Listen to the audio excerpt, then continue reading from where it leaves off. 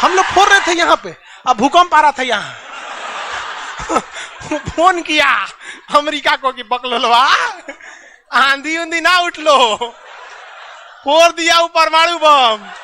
1974 में इंदिरा गांधी ने डिसाइड किया कि हमें क्या बनाना है, परमाणु बम बनाना है। कब डिसाइड किया इन्होंने? 1974 में परमाणु बम का परीक्षण करने के लिए सोची।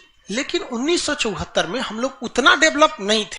इन्होंने पोखरण में परमाणु परीक्षण किया, लेकिन गलती से वो उतना सक्सेस नहीं हुआ जितना होना चाहिए था।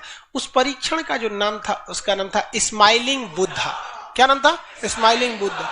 तो हो गया बात वही, भड़कइबो किए लोग, फूस दे करके रह गया, पकड़ा गए हम लोग। अब अमेरिका हम लोग पे दबाव बना दिया। अमेरिका ने एक नियम बना दिया CTBT और CTBT, comprehensive test ban treaty. कोई भी व्यक्ति परमाणु बम का परीक्षण नहीं कर सकता है, और बैन लगा दिया। ना आपको जल पे परीक्षण करने देंगे, ना थल पर परीक्षण करने देंगे, ना हवा में परीक्षण करने देंगे, पूरा बैन लगा दिया। और NSG बना दिया, national supplier group, nuclear supplier group, कि कोई भी देश भारत को मतलब यूरेनियम नहीं देगा। तो हम लोग बस यूरेनियम ही नहीं था, चोरी छुपे हम लोग यूरेनियम मंगाते भी तो CTBT था, परीक्षण करने नहीं देगा। भारत ना NSG को माना है, ना CTBT को माना है, और NPT लगा दिया, न्यूक्लियर नॉन प्रोफिलरेशन ट्रीटी, नाभिकीय अप्रसार संधि, की कोई भी देश दूसरे देश को मतलब टेक्नोलॉजी नहीं बेचेगा कि परमाणु बम बनता कैसे। मतलब साला चोट्टा चारों ओर से घेर दिया। मतलब तुम बनाओ परमाणु बम, कोई दिक्कत नहीं, हम लोग दिवाली वाला धुकधुकुआ बनाएंगे। मतलब NPT क्या कहता है? न्यूक्लियर नॉन प्रोफिलरेशन ट्रीटी, की नाभिकीय अप्रसार संधि, कि कोई देश दूसरे देश को परमाणु टेक्नोलॉजी नहीं देगा।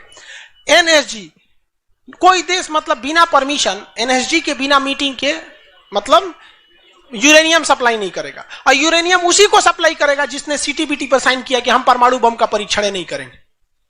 जी भाई साहब, परीक्षा माने बम बना के क्या कर लेंगे? मान के चलिए हमारे पास टेक्नोलॉजी आ गया, ठीक है, और NSG से हम सप्लाई करके यूरेनियम भी ले लिए। NPT कहता है बम में परीक्षण नहीं करने देंगे। तो भाई बना के रखने से थोड़े होता है, एक बार पटके उठके तब ना समझ में आएगा काम कर रहा है कि नहीं। पता चला बना के रख लिए, युद्ध में पटके तो धुआं दे के रह गया। तो एक बार परीक्षण मतलब चारों ओर से हम लोग को घेर दिया था। अब भारत वाले वैज्ञानिक भी तो मतलब है सब उसी हिसाब के ना। भारत वाले ने कहा कि एक काम कीजिए, एक समझ में नहीं आ रहा है, अमेरिका से कहिए तू हमारे यहाँ परमाणु बिजली घर लगाओ। तो इंदिरा गांधी थी ना, अमेरिका को फुसला दी, कही कि देखिए ना, गुजरात में हमारा तारापुर जगह है, वहां परमाणु बिजली घर लगाना है, उसमें बिजली बनेगा, लाइट बत्ती जलेगा, आप बिजली घर लगाइए। सुने हैं कि 300 करोड़ का खर्चा आता है, जबकि 200 करोड़ का खर्चा आता था। तो अमेरिका लपलपा गया कि अरे दादा, बिना मोलाई तो रेट बढ़ा दी है। अजब हाल है भाई, महिला मोलाई ना करे, ऐसा हो सकता है? महिला को कोनो सामान फ्री में कहेंगे तो कहेगी 2 गो दे दो।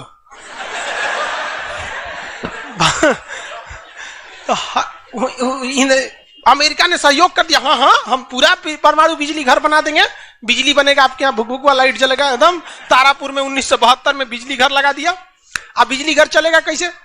इंदिरा गांधी का हमें यहाँ यूरेनियम नहीं है, एक काम कीजिए, जो बिजली घर लगा है ना उखाड़ के ले जाइए, अपना ठेका कैंसिल। का अरे पगली कही के तो पैसा दे, तो पैसा कौन ची का, ये तू कौन सी तू बनी ले NSG कि हम यूरेनियम नहीं देंगे, का अच्छा तुमको दे देंगे, कोई दिक्कत नहीं।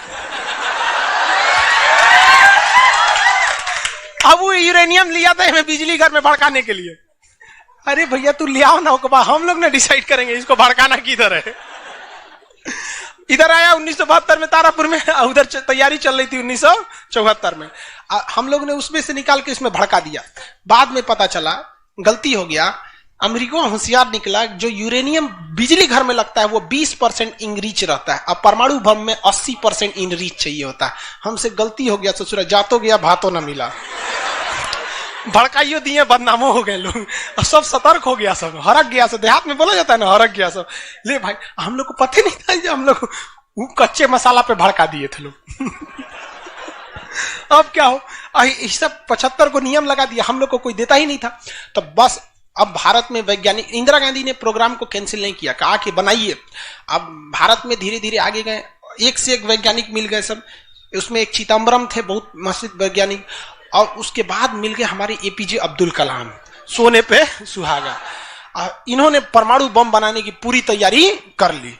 अब तब तक लेकिन कोई भी प्रधानमंत्री डरे उन लोग को खुली छूटे नहीं देता था कि परमाणु भड़काइए, क्योंकि अगर फूस हो गया, देखिए भड़क के सक्सेस हो गया तो किसी के बाप की औकात नहीं फिर कुछ बोले।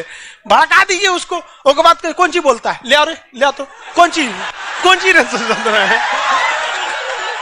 नहीं, लेकिन अगर भड़काए और फूस कर गया तब तो पिटा जाएंगे। जापान पर परमाणु बम मार दिया था अमेरिका, जापान चुपचाप देख लिया था। जापान के पास परमाणु बम रहता ना, अरे बाप रे बाप, उनको तो दिखाया रहता, जापान मारा रहता ना जिसका कोई हद नहीं। मजबूरी हो गई थी, तो भारत के सामने यही रास्ता था कि भैया अगर भड़का दिए और अगर सक्सेस नहीं हुआ तो इस बार माफी मिलने वाला नहीं है, क्योंकि 1974 में एक बार माफ कर दिया था। लेकिन अटल बिहारी वाजपेयी का जब नेतृत्व आया प्रधानमंत्री का, तो अटल बिहारी वाजपेयी ने कह दिया था भैया कुछ भी हो जाए, कुछ भी हो जाए, हमारा देश रहना चाहिए। आज के नेता रियलिटी बताते हैं। अटल, हम और आप उस पीढ़ी में से हैं जिन्होंने एक साथ दो महापुरुष को अपने देश में देखा, राष्ट्रपति के रूप में एपीजे अब्दुल कलाम और प्रधानमंत्री के रूप में अटल बिहारी वाजपेयी।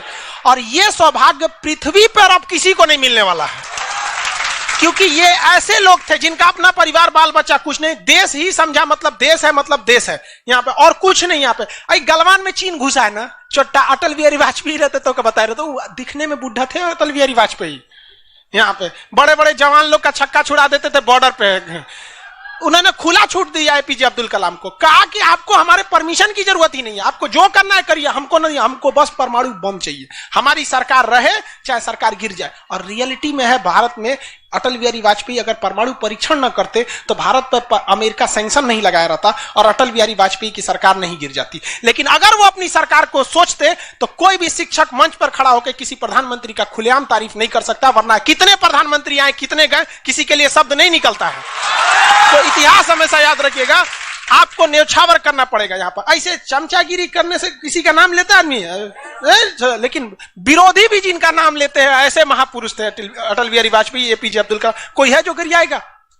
हाँ, उसे अपने बेचारा शर्मा जाएगा, किसको बोल रहे। उन्होंने खुला छूट दिया और कहा कि जो करना है करिए। एपीजे अब्दुल कलाम कहे ठीक है, लेकिन अमेरिका को पता चल गया कि सोचा एपीजे अब्दुल कलाम चल गया वहां, ये पक्का सफल कर देगा, तो उसने उसके ऊपर ना सैटेलाइट छोड़ दिया, अमेरिका से सैटेलाइट छोड़ा और भारत के ऊपर निगरानी करने के लिए। अब यही गलती कर दिया अमेरिका से सुना। एपीजे अब्दुल कलाम को फुसलाने के लिए नासा बुलाया, आइए ना, आइए नासा आइए, तो एपीजे अब्दुल कलाम चल गए और कहा कि देखिए देखिए कितना बड़ा बड़ा मशीन है नासा में। ऐसा ना इंडिया में है, टूटल फूटल स्टेपलाइजर रख ले रहता है, स्टेपलाइजर का नट उठ जाता है तो पिलास से दाब के करता है। कहा वहां वैज्ञानिक बने, यहाँ आइए हम आपको नासा का हेड बना देंगे। यहाँ पर कहा कि ठीक है, हम नासा का हेड हम क्या करेंगे, हमारा कौन है, ना बाल बच्चा ना कुछ, एक को चीज है मेरे लिए, मेरा दुनिया में कुछ नहीं है, केवल और केवल मेरी भारत मां है, आप वो भी छीन लेंगे हमसे, ऐसा थोड़े हो सकता है।